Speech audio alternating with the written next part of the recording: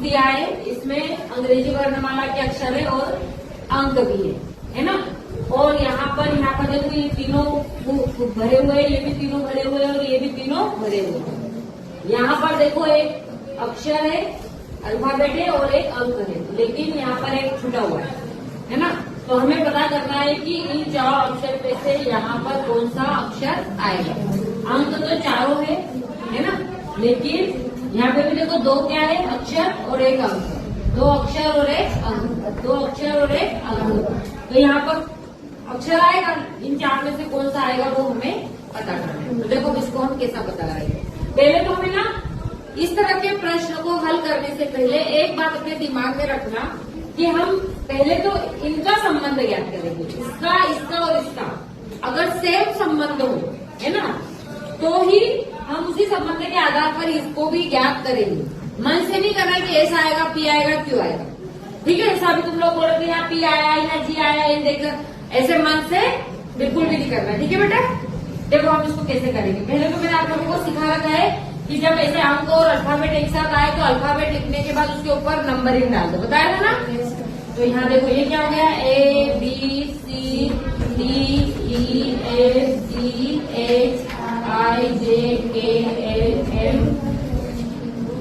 N O P Q R S T U V W X Y और Z, ठीक है। अब अपन इसके ऊपर नंबर डाल देते हैं। ये क्या हो गया, 1 2 3 4 5 6 7 8 9 10 11 12 13। यहाँ पर क्या हो जाएगा, 14 15 16 17 18 19 20 21 22 23 24 25 और 26, ठीक है। अब देखो बेटा यहाँ पर क्या लिखा हुआ है, एफ।